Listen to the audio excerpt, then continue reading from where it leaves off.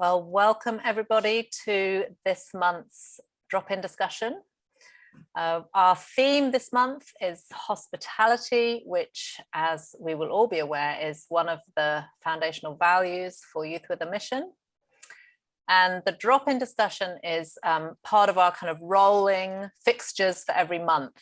The discussion happens in the third week of the month, and we talk together about the resources that have been posted onto the European Leaders Learning Community website. So perhaps you have caught us before discussing our themes. I'm very glad that you could join us this month to talk about hospitality. And I'm here with three wonderful people who, in their own unique way, express something of hospitality and teach us something about hospitality. And they are here to help me think about some of the resources that have been on the website this month. So we have Rita Pretorius, we have Dick Brouwer, we have Ivy Steele, and thank you, each one of you, for making time to be with us and for sharing your perspectives.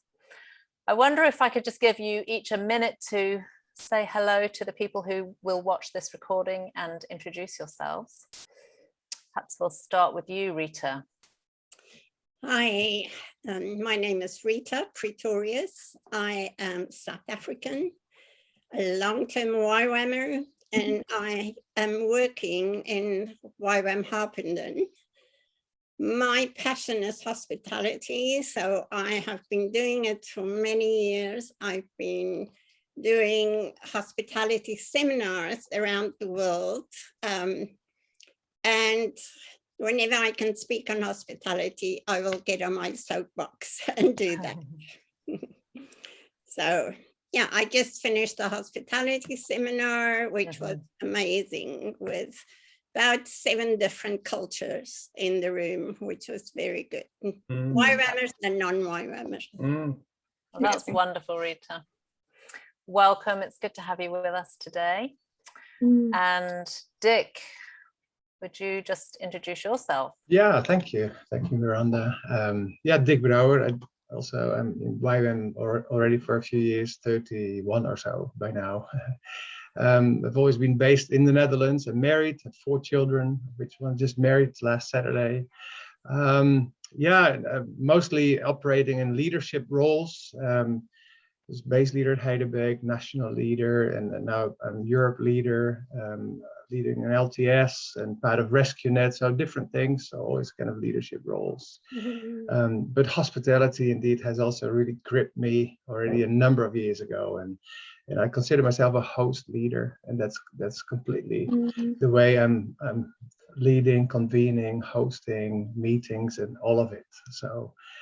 So I love this topic, and I'm very glad to join this discussion. Yeah, thank you. It's good to have you with us. Ivy, how about you? Well, thank you so much for inviting me to join this discussion. My name is Ivy Steele, and I'm also based in Harpenden with Rita. So I have the privilege to learn from her on a regular basis, and that really is a privilege and an honor to have her here on our campus. One of my primary roles on the campus is to work with our events team. And so inviting people to the campus on a regular basis is part of my job description. And so hospitality is one of those things that I definitely have felt like I've grown into over the last several years. And it's a topic incredibly dear to my heart, and incredibly dear to my family. And as we grow our family, and as we, are just part of this community, how do we do hospitality as a lifestyle, as a way of life, and not just a job, right? Like that's what my motivation is in learning about these things. So I'm excited for this conversation. I really am, and it's an honor to be here. Great. Well, it's really good to have you with us. And finally, for those of you who don't know me, my name is Miranda, and I'm in Spain. I have had the privilege of working with Rita in the context of leadership development courses. Dick and I have intersected in different contexts, and this is the first time that I'm having a longer conversation with Ivy, so I'm excited about that. And I wonder if we could jump in. there was a couple speaking for our leadership lounge this month who are also in Spain. So why don't we just stay with the Spanish contingent for a moment? That was Alfonso and Debbie. And they are part of hosting people who take part in the Camino de Santiago. So they host pilgrims. And that's a very particular kind of hospitality, because they may have people with them just for one night, and then they send them on their way. So they were sharing on that video, for those of you who had the chance to see it, about what hospitality looks like in their context. And Alfonso said something that really struck me. You guys can tell me what you think of it. He said that hospitality is somehow connected to making someone feel like they belong before they belong until they belong. And this element of belonging really seemed very significant to him in the way he described hospitality. And so I wonder what you guys would have to say about the significance of making a space where people feel they belong when it comes to hospitality. Who'd like to jump in and comment on that one? Rita, I'll go to you first. You're on the top of my screen. So how would you connect belonging and hospitality, Rita? You know, I do want to bring that back to what also Carl said, the whole thing of people's love language. We don't always know what it is, but I think the whole thing of giving them attention, to look them in the eye, to be present. I think it's so important with any guest to be present. And it's not that, oh, this is another guest and I'll quickly deal with them, but to know you're there for them. And the big thing is to listen. I think we need to learn to listen more and listen well, because we learn so much from people, and through that they can belong because they have somebody to listen to them. That's right. That's what I find so often, that it's not about me, it's about the guest. And that's when, so Rita there is referring to Carl Tinian's little video talk, which was on contextualized hospitality and how we come alongside people who are from different cultures and maybe have different things that they value and love, and how we demonstrate space making for them, hospitality for them. Dick, would you add anything about this idea of belonging? Well, I think there's nothing that can substitute good interpersonal relationships. You know, people are created with such a longing to connect and to fellowship and to have communion with other human beings. And I think, you know, this, regardless of religion and all of it, education, but in our humanity, there is so much we can identify in each other. And I think it was beautiful to hear them sharing about, you know, their, you know, that statement was really interesting. It made me actually think of a singer I once heard in Ireland, who had some lyrics in his song that said, like, if you walk into a room with strangers, don't consider them strangers, but they are your friends you just have never met before. And it's like, you know, how are we looking at people we meet, whether it is indeed receiving guests in our homes or even, you know, meeting people in the street? What kind of heart do we have? How open are we to really connecting? And I think a sense of belonging is so rich, and that can only be given, like Rita already said, if you have a like focused attention, if you have a listening ear, if we see the person, if we acknowledge their very existence. You know, I think that really people are craving for that kind of relational connection. So I think it's so powerful. Yeah, listening to both of you, it makes me think of the necessity that there is for us to slow down. It seems as though in order to offer this kind of presence, in order to create a space where people feel heard and listened to, we have to slow down. I don't know, Ivy, what your experience with that has been, because it's not always easy, is it, in our very driven and active communities to slow down? Yeah, I think it was, as the other two were talking, Debbie, I think in that video shared how hospitality is also having two ears to heaven and listening to the Lord, right? And to what the Lord would have you, who would the Lord have you invite in, who is needing that belonging. And that also challenges me to slow down and actually listen to the Lord. Like, actually, like, okay, Lord, you are in this, you are showing hospitality all the time. What are you saying? Who are you calling me to in this moment? And so, yeah, it takes that slowing down, which is, I mean, I'm incredibly guilty of just rushing through all the time, rushing through every day. That really challenged me. The two ears to heaven is such a vital part of hospitality, as we looked around to who needs belonging, who needs that reaching out and pulling in. Yeah, absolutely. Yeah, I'm so glad you mentioned that, because when I heard Debbie say that, she talked about this two ears to, both ears listening to God as well as listening to the person. And that's something that we talk a lot about in spiritual direction. So one of the things that I do as part of my ministry is offer spiritual direction or spiritual companionship to people. And we talk about hospitality of heart. And what it means to create a space where people feel as though they can come just the way they are. They can talk about life just the way they're experiencing it. And again, it does connect to this idea of belonging. So I wonder what we would say about, I mean, that's obviously, in that context, hospitality has nothing to do with a meal or food, which is our most common expression of hospitality, or the thing we most easily think about.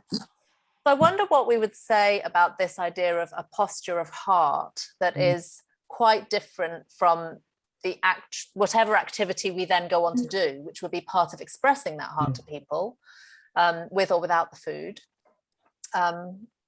Rita, I imagine you have quite a bit to say about this. The thought that came to me is, before we can make room at our table, we need to make room in our hearts. And because that will make it much easier for people to feel at home and to feel that they belong. I think the big emphasis for me lately is what is going on in our hearts, because the more secure I am, the more I deal with the issues in my heart. If I keep looking at my heart, why am I not hospitable? What's growing in my heart? What has other people planted there that doesn't belong there? And for me, over the years, the more I look at my own heart, the easier it is to feel at home with my guests, because my guests will come, but if I'm not at home and comfortable because of issues in my own life that I haven't dealt with, then I think it is, because my prayer is constantly that the Lord will enlarge my heart. Because we can just close it. We might have a disappointment, or we have guests that was not very nice, but we need to forgive, because I always say, Miranda, if you come and visit me and you're this terrible guest, if I don't forgive you, I will punish Dick if he comes and visits me. So it's our heart issues is so important. Of course, we need to have Jesus in our heart first of all. And I love what Ivy said, the whole thing about hearing the Lord at all times. Even if we have an empty guest house and it's not time for the guests to come and visit us, we would need to be able to say no, because the Lord has another plan for the guests too. So I will try to be a good guest when I visit you, Rita. You are amazing. Dick. I also appreciate, Rita, what you're saying about the heart. And I was reminded of person that was very helpful to me in learning more on this whole thing of hospitality. This is Jan Gunnarsson. He's a Swedish guy, and he developed this concept of hostmanship, hospitality craftsmanship. And he created the statement of hospitality, the art of making people feel welcome. He is saying, before you can welcome others, you need to be able to welcome yourself. Yeah. He says it in a beautiful way. And I think there's so much there that if we indeed rest in who we are, and we do this with God, with understanding our strengths and weaknesses, our vulnerabilities, if we just accept that and welcome ourselves, I think we are able to welcome others also with their imperfections and have a presence, instead of, being on to the next thing. This has to do with slowing down, of course. And my wife had to remind me often in the beginning of a marriage, be there where you are, instead of in the next meeting or in the next place. And I think there's so much value in presence and being present and available, giving, loving, embrace. Yeah. So, but welcoming yourself, I think, is also very important, because broken people, it's hard for them to really give of themselves to others. It's so great listening to you guys. Just the emphasis that's naturally coming on our own process of formation with the Lord, our own process of change, and how that's entirely connected to how we're able to be with other people. And it makes me think, being the host requires some of this inner work, right? Our buttons get pressed, we're invited to be servants, all of these things where there's an opportunity for the Spirit to be working with us. And also, I think, being the guest, receiving hospitality, and, especially in different cultures, maybe in ways that we wouldn't choose to receive hospitality. I don't know. Has anybody got any comments about this idea of hospitality as a context for change, whether you're the guest or the host?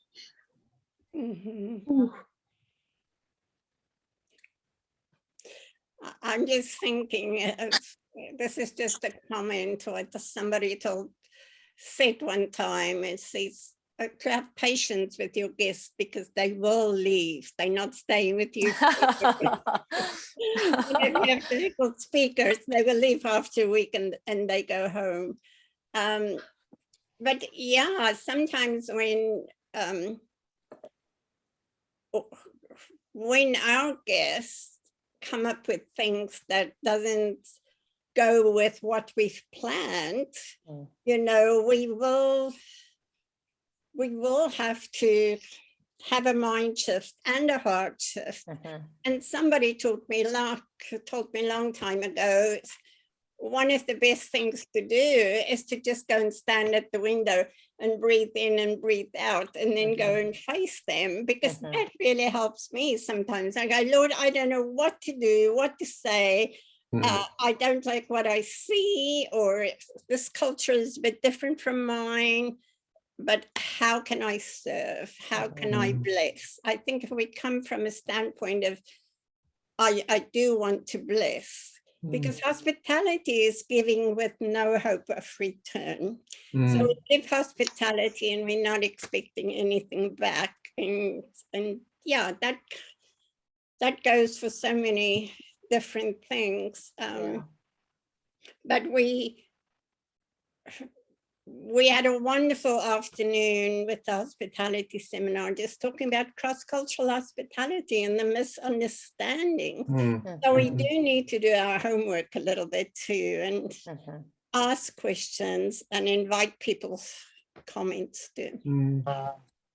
I'm just reminded, talking about cross-cultural, on DTS outreach, you might go to somewhere where you're not used to the food, you don't like the food. And we, as staff, we're always like, no, you're just going to eat it and you're just going to be thankful and you're going to bless the hosts. And this is what we're about. This is what we, so how as a host, it's called to bless, like Rita's saying.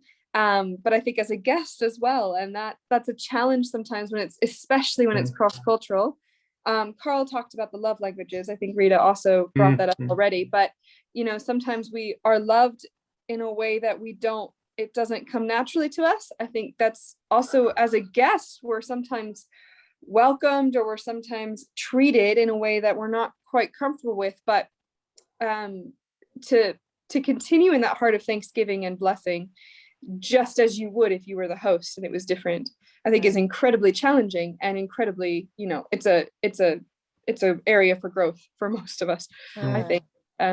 Yeah, I'm also thinking of all the times I've received hospitality in different parts of the world and been just so humbled because, oh my goodness, these people are giving me the last blanket because it's cold, or they're giving me the last chicken, and I wonder how formative or formational even receiving extravagant generosity can be for us, and the way that God uses that in us to show us his heart for us. So I wonder if there's even more that we might drill down into in terms of the ways in which being a guest is formational as well as being a host. I think in the article I read from you might be like receiving angels, or what was the title from Reed. There's I think one quote at some point where she says we all enjoy God's hospitality in the way we relate to him, and he receives us, and so I think it even comes down to the essence of knowing ourselves as a beloved son or daughter of God, and again resting in that, also his sometimes extravagant love to us, his agape love, undeserved but gracious, kind of compassionate love, and I think that's the way we probably want to approach our guests. Where when we talk about the cross-cultural, and of course I listened carefully also to Carl's. I love Carl and always the way he teaches, and he's so practical and with images, and so I really believe in contextualizing where we can, where we have an understanding. And yet at the same time, and again, this might be my personal conviction, I believe that it's not at the end of the day a set of tricks, but it's really an art of and maybe more a people skill, really trying to feel and see where the other person is at, and how we can really make that heart connection. And even if we then serve something that the guest doesn't like, hey, I hope to be so quickly connecting with the person that the person can actually say without feeling rude, oh, maybe would you have something else that maybe I could eat? I would not mind that, but I always would really want to go to the heart, and I love that art, just to connect, whether people are educated, non-educated, young or old, doesn't matter. I think it's such a sport to really connect.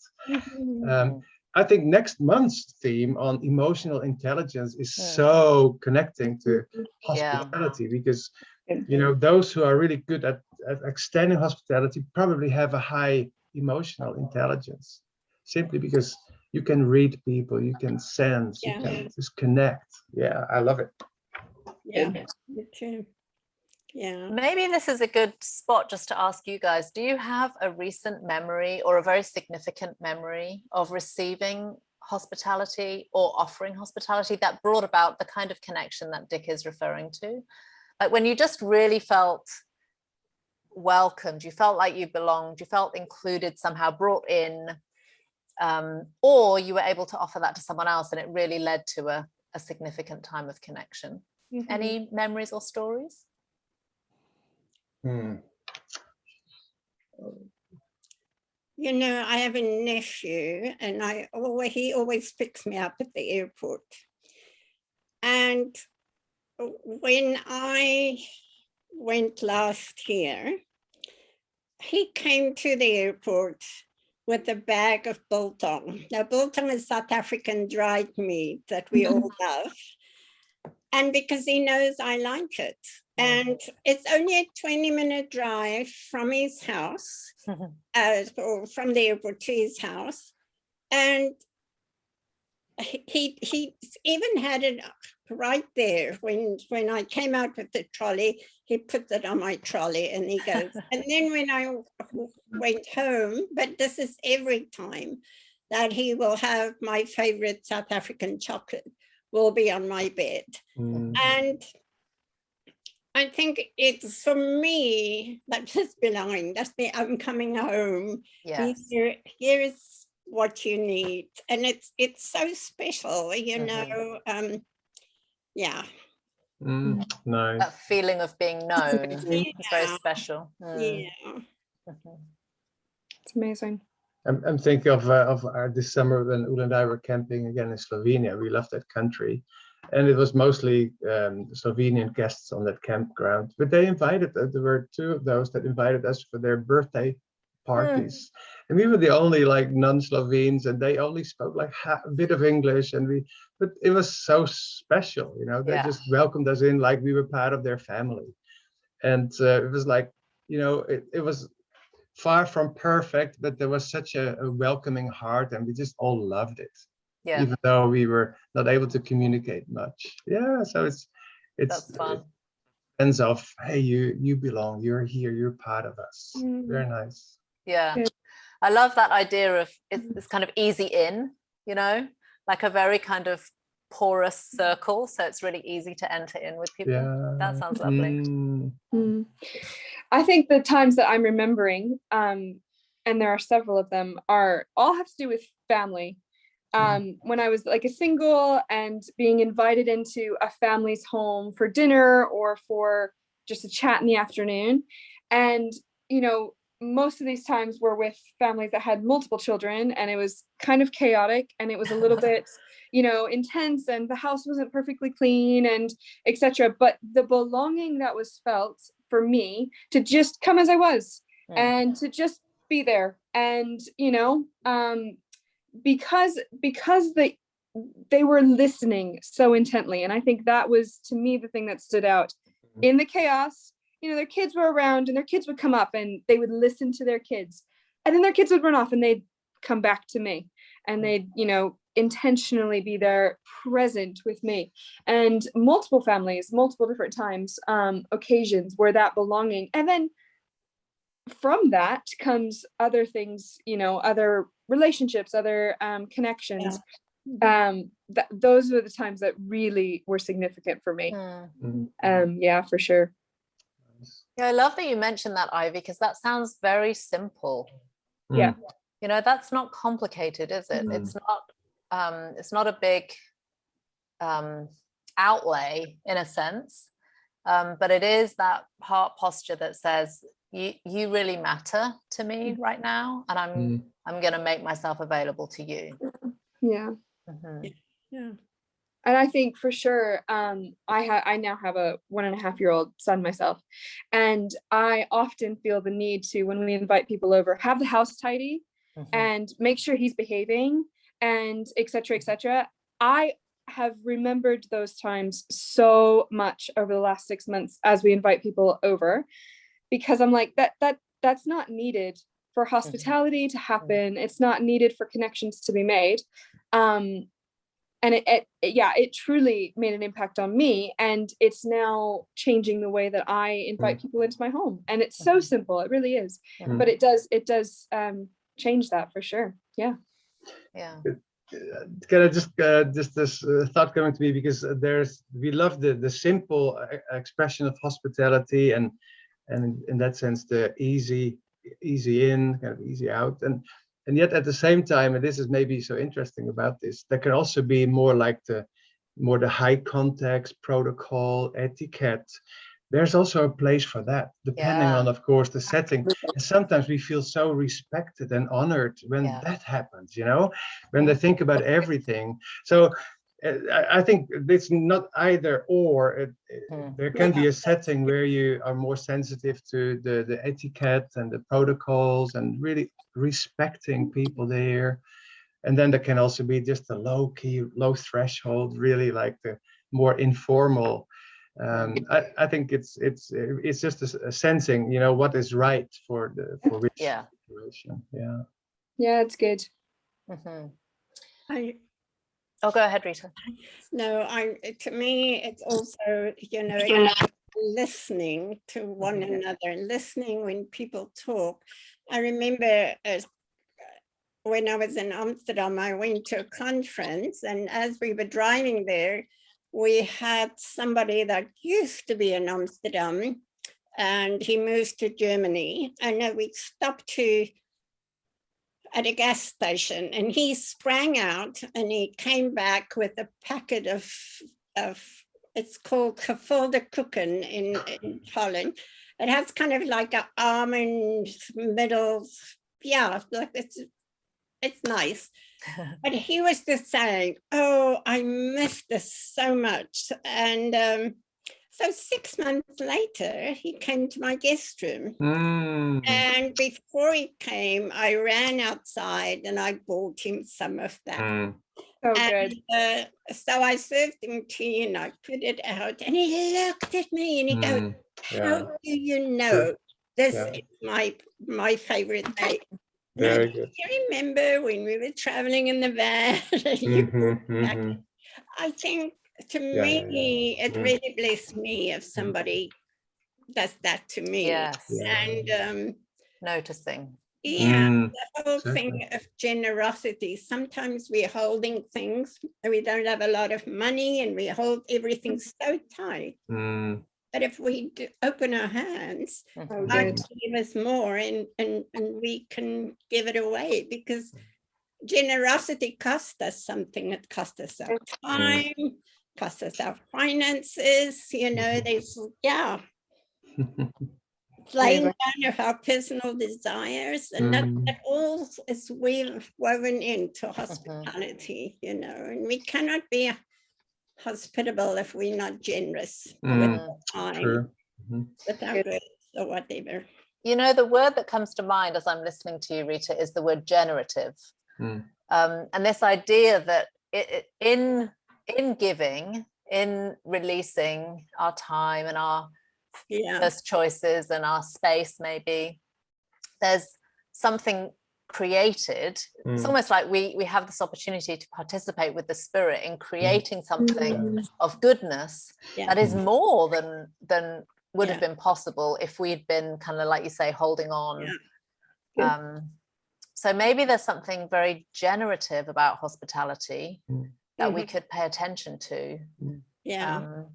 I know I want more of that in my community and in my home, you know, that kind of the sense of there's something kind of bubbling up, there's more, rather than feeling like, oh, there's not enough, you know, actually feeling like, okay, as I let go of what I have, there's more that is created somehow. You know, I cannot tell you the many times I gave away with my one hand and I received from back with the other hand. It's we just need to trust the Lord and not hold on to the little that we have. But as people feel loved, you know, in whichever way we approach them, with whichever hospitality kind of expression, as people really feel loved, genuinely loved and generously loved, something opens up in their hearts. And I believe God is longing for these opportunities also to do his work in their life, and because that's the kind of that's who he is, you know. He loves on people before they ever deserve it, you know. He's generous, and I think, wow, if you can bring people to a place where they sense that, wow, you know, I'm expected, I'm loved, I'm whatever, that is just opening people's hearts, and I think also for the gospel oftentimes, you know. So it's not a trick of course to get people the gospel, but it's just often it's an opportunity that comes with it, just sharing our life and what is important to us, and what is maybe hearing what is important to the other, and but anyways, it's from the generosity that I think people open up amazingly. And don't you think this is something that our world so desperately needs? Yeah. You know, it struck me, I don't know, I know Dick was there on Monday for the FutureWise event. I don't know if Ivy and Rita, you managed to catch any of that, but so the ELLC was hosting an event that we do about once every 3-4 months. 4 months, yeah. Called FutureWise, and on this occasion we had Roy Searle with us, who was part of founding the Northumbria community. And as I was listening to him and thinking with him as he was teaching about, you know, the state of the world, the needs of the world, the realities that we face in terms of immigration and, you know, post-pandemic, or perhaps not quite post yet, but yeah, it made me wonder, how can we orientate ourselves as YWAM? What kind of shift are we being invited to by God? And what part might hospitality play in that? In this idea of creating spaces where people feel there's an opportunity for connection, there's an opportunity for belonging, and maybe could it be that there's an opportunity here for us to rethink some of the normal ways we do things? I don't know. Yeah. To be honest, I was reminded about an initiative I learned about years ago from Lauren Singlehurst. Back in the days, he was one of our IOM leaders in England, and the initiative he was part of called Love Your Street, and like being like a secret pastor. Yeah. And that sounds like you have a hidden agenda, but you know, but what he was basically wanting to say is, you know, wherever God put you, you know, whether it's in your street or at the gym where you go, just commit to this, you know, the well-being of the people you'll be meeting there, and see, you know, how God might open their hearts or their whatever, you know, just to connect, become their friends, and love on them unconditionally, and that will allow people just to open their hearts, and I think that's what we need more than indeed the programs. Programs are still good. I believe in them. They're more like an attraction kind of model, but we need to be reaching out to the people in our communities. That means in our towns, in our neighborhoods, in more of an organic way. You know, make sure we find places to connect with them, to interact with them, and love on them. So I also believe, honestly, that hospitality we carry with us, even in the streets, in the supermarkets. So it's a whole way of life. And of course, you can have a different expression when it's in your house or in your base or when you're hosting or convening a meeting, because then you have a function and a place, and that allows for certain things. But we can take this whole heart into the street and create a place in meetings with people, whether it's very informal short meetings where they feel like, wow, I'm accepted, I'm welcomed, I'm, you know. But anyways, I think that's what we were challenged with in this presentation on Monday. But I think we, as YWAM, we need to speak more about it from the front. I think there need to be more teaching on it. I was in London speaking to the staff there, and they connected me on Zoom with Sweden and Nottingham, but there was I just talked about hospitality and encouragement, and the German guy that took us to the train station that night, he said to me, Rita, your message is so clear. We always hear about evangelism or intercession or this, but we never hear how to take care of people. And he said, it's the first time I hear about this. Wow. And at the end of my seminars last week, there was somebody that was really moved through the whole time, and then in the feedback time, she does leadership training as well with her husband.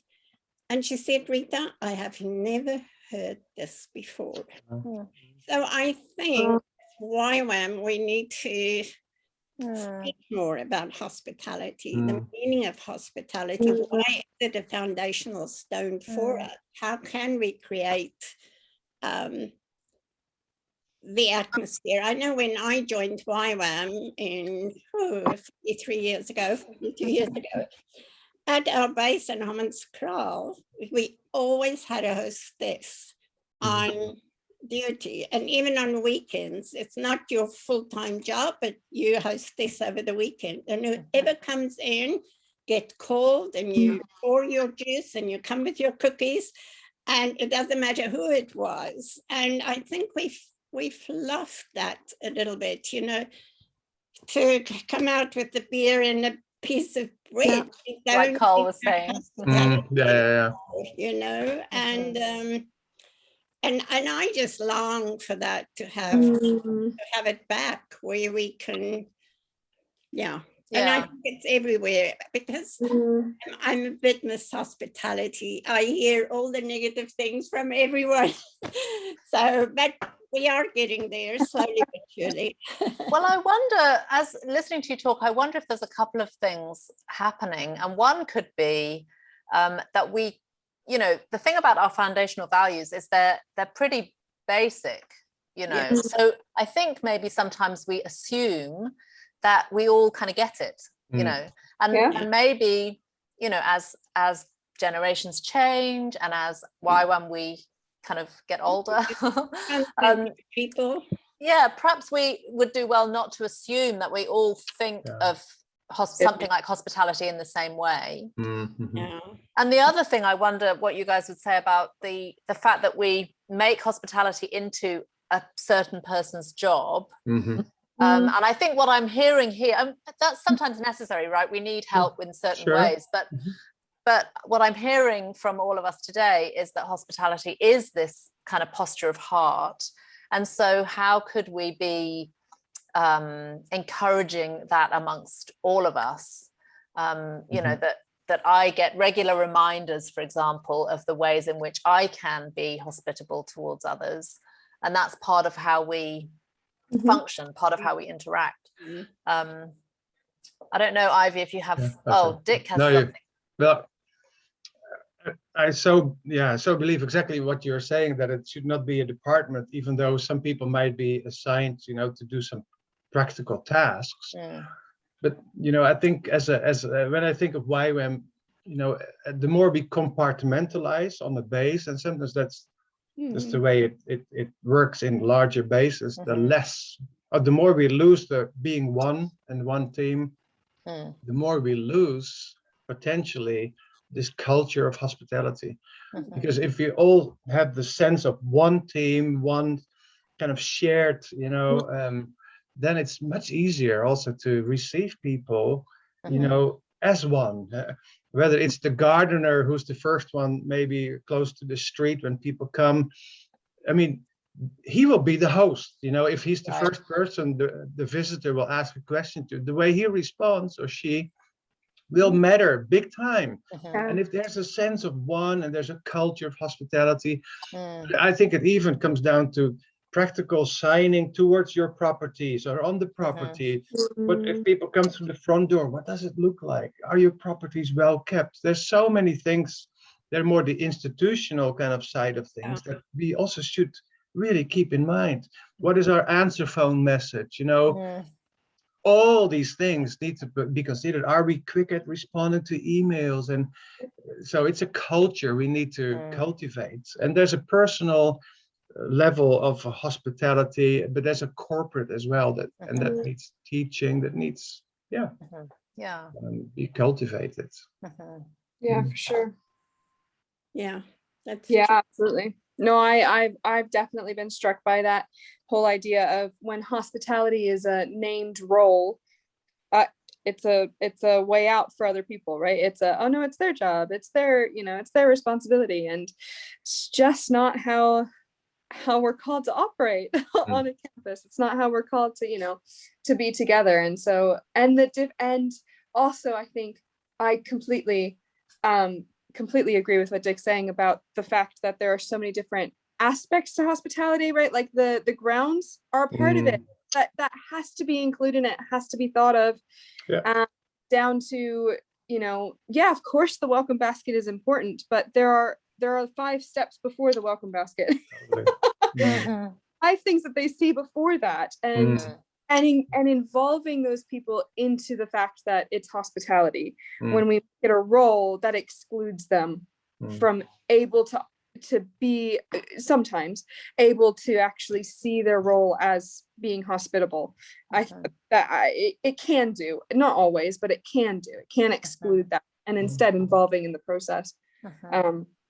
Yeah, for sure. So how radical do you think we are being invited to be when it comes to our contemporary response to the needs of the people around us, as we are, 2021 going into 2022? Like, I'm wondering, for example, whether we are being invited to being kind of radically committed to taking hospitality outside of our communities, or whether we're being radically invited to away from big bases to smaller communities, or radically invited to, rather less programs and more kind of relational connection, community. I don't know, like what might a more kind of, YWAM's kind of called to be a little bit radical, wouldn't you guys say? You've been in YWAM for a long time. Would you say we're called to be radical? What would that look like in this context? Any thoughts? I think that's a question that we should be wrestling with. I don't have the answer straight away. Could think of some things, and we probably all could, but I think this honestly is a bigger question we need to be wrestling with. Because I mean, so many of our locations are around a center and a community, which is not always interacting much with the wider community or town or village or city. So how can we become less of a self-sustained kind of island and really be more interacting? That of course needs a change of mentality and culture as well. I think COVID has helped many locations who would traditionally be more focused on training and put all their resources and people into training.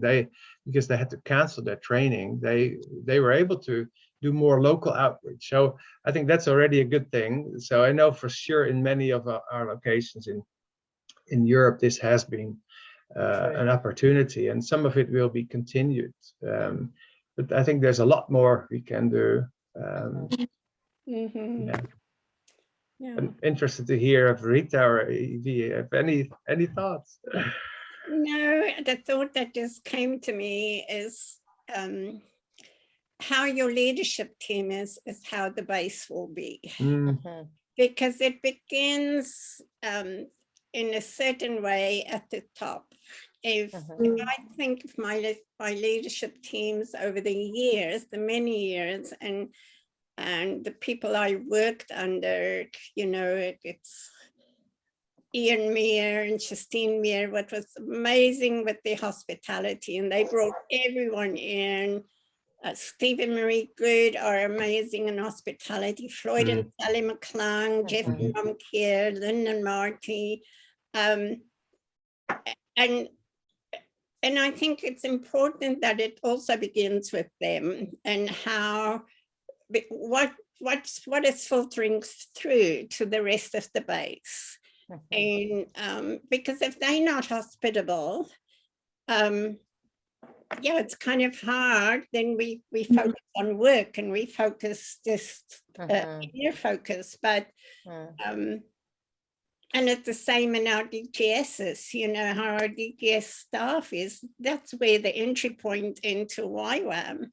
And if they're not hospitable, the people coming on staff, that's the model that they get, that's the example that they have. And so for me, it is a little bit of, again, what is coming from the front? What is the example we see? My hospitality honestly came a lot from I mean, I have the gift of hospitality, but it was from the leaders that spoke into my life, the leaders that led out in hospitality, Yeah. that were generous. And yeah, I think, but it's also for the individual. Just something I did this morning. I was here prepping for this, and all of a sudden, I just thought, oh, I'm going to ask Sandra, that's in the preschool, that's not a YWAM preschool, if she wants coffee and something from the cafe. She was over the moon because she's so hungry. It didn't cost me a few pennies, and I took it over to her. It's not a YWAMer. So how do we hear the Lord? How do we listen? You know, you go shopping. Yes. It's such a big thing, and it should just be the lifestyle, because the golden thread, I have a little golden thread here that I give at everyone at every school I'm speaking. It goes from me, from YWAM, you know, here in Openden, downtown, the rest of UK, over to Europe, and it touches everyone, and we just need to realize it's not a big thread, it's a tiny, tiny thread. And but it's because we never know what we invest in other people. And again, it's giving with no hope of return.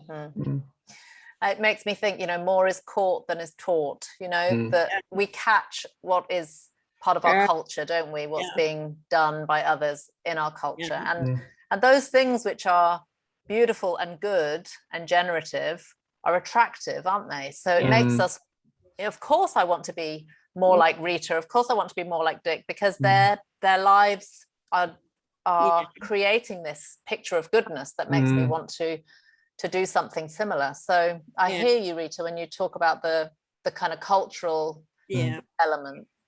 Yeah, Dick. And it's at maybe a completely different expression of ways to move in hospitality as YWAM. That's more at maybe the leadership level.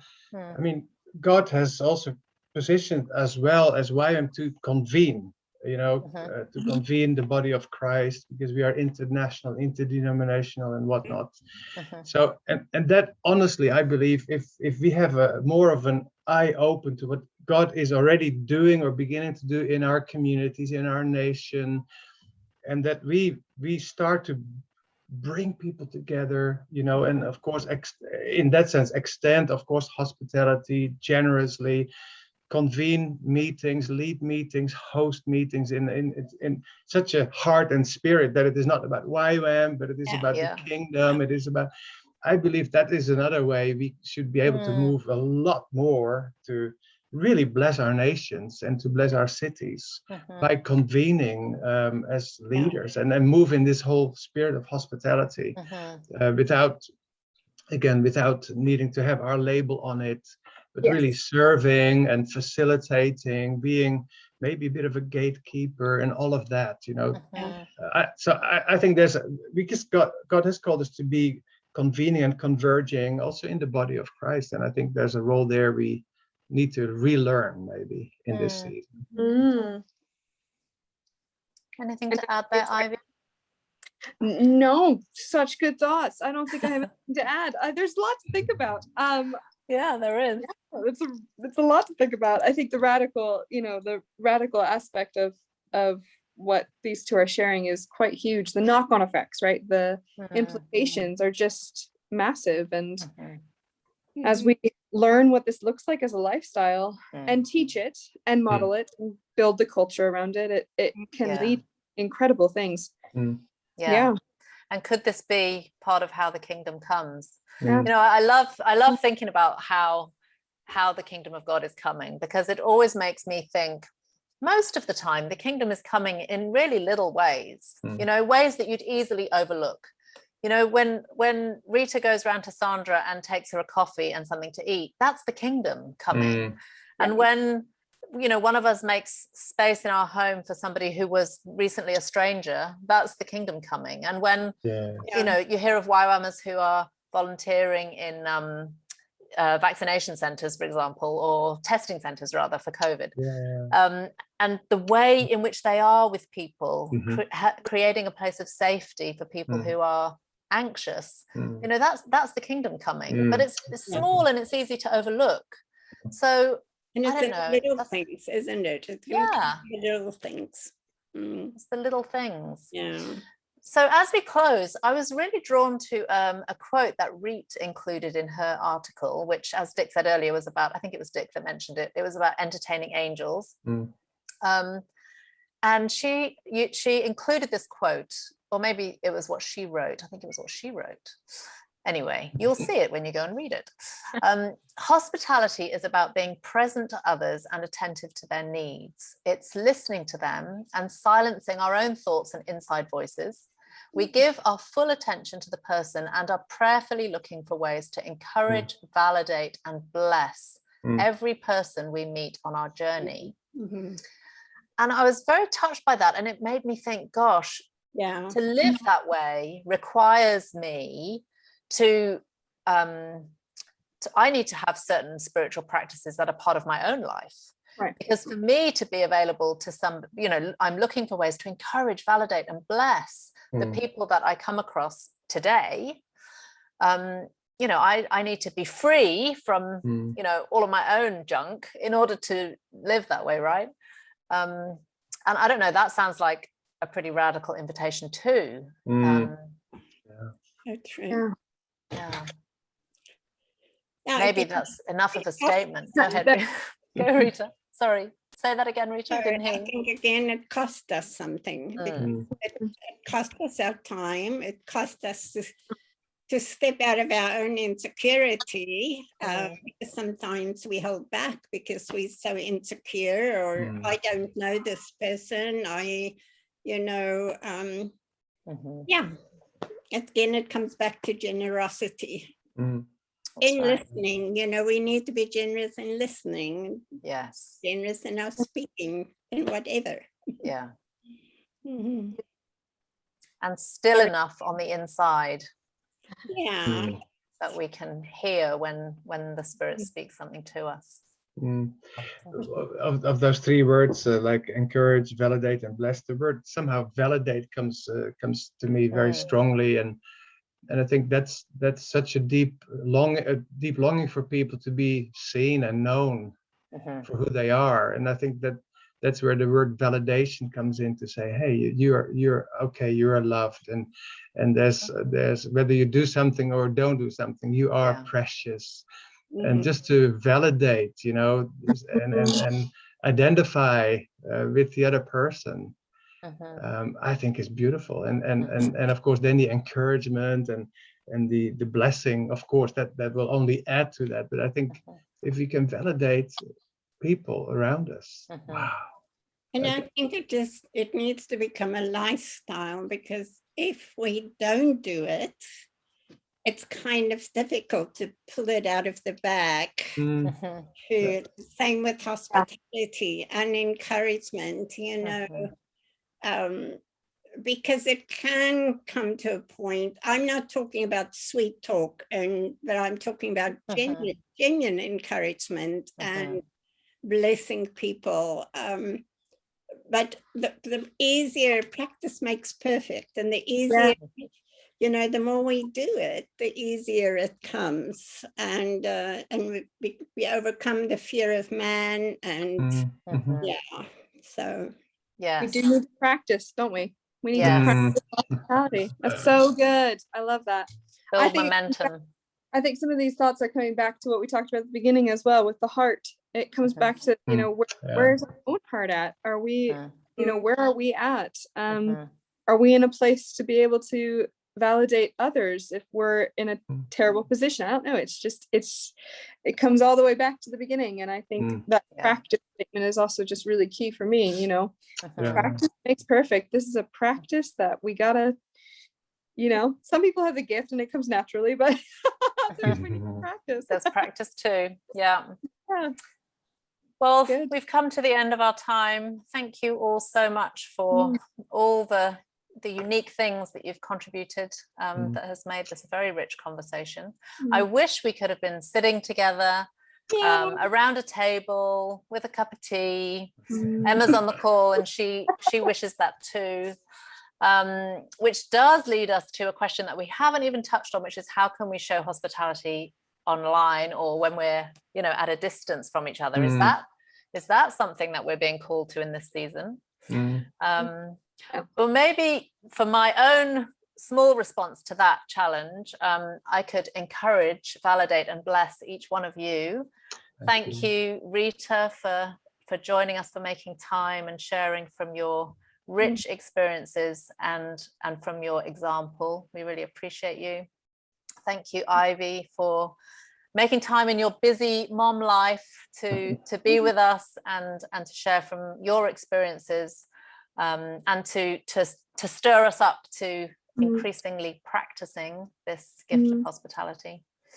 And Dick, thank you so much for your perspective on leadership as an opportunity to be hospitable, to be good hosts.